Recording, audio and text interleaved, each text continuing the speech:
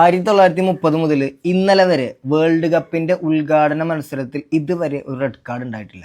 പക്ഷെ ഇന്നലെ ചരിത്രം തിരുത്തി കുറിച്ചു. മെക്സിക്കോ വേഴ്സസ് സൗത്ത് ആഫ്രിക്ക മത്സരത്തിൽ 3 റെഡ് കാർഡുകളാണ് ഉണ്ടായിരുന്നത്.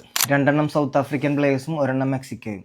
ആവശ്യമായിരുന്നോ എന്നൊക്കെ നിങ്ങൾ കമന്റ് ചെയ്യും. ഹോം ഗ്രൗണ്ടിന്റെ എല്ലാ ആനുകൂല്യങ്ങളും മാക്സിമം മുതലാക്കി മെക്സിക്കോയുടെ ഡോമിനൻസ് തന്നെയായിരുന്നു ഇന്നലെ കണ്ടത്.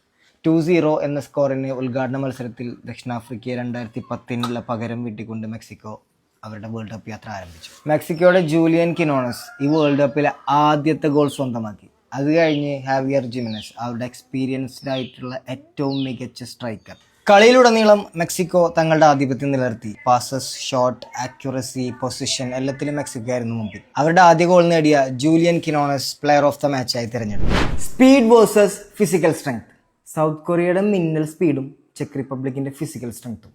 അതാണ് അടുത്ത മാച്ച്. സൗത്ത് കൊറിയ ഏഷ്യൻ ഫുട്ബോളിലെ ഏറ്റവും ഡേഞ്ചറസ് ആയിട്ടുള്ള ടീമുകളിലൊന്നും. കഴിഞ്ഞ വേൾഡ് കപ്പിൽ പോർച്ചുഗലിനെ 2-1 തോൽപ്പിച്ചത് ഒരാളും മറക്കാൻ ചാൻസ് ഇല്ല.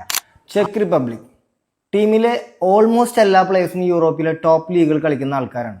സെറ്റ് പീസുകളിൽ ചെക്ക് റിപ്പബ്ലിക് വളരെ ഡേഞ്ചറസ് ആണ്. കളി മുഴുവൻ സൗത്ത് കൊറിയയുടെ ആധിപത്യമായിരുന്നു. ക്യാപ്റ്റൻ സണ്ണിന്റെ ഉജ്ജ്വലമായ കുറെ മുന്നേറ്റങ്ങളും അതൊന്നും കൺവേർട്ട് ചെയ്യാൻ അദ്ദേഹത്തിനായില്ല. എന്നാൽ കളിയുടെ ഗതിക്ക് വിപരീതമായി നേരത്തെ പറഞ്ഞ സെറ്റ് പീസിലൂടെ ചെക്ക് റിപ്പബ്ലിക് അവരുടെ ആദ്യ ഗോൾ നേടി.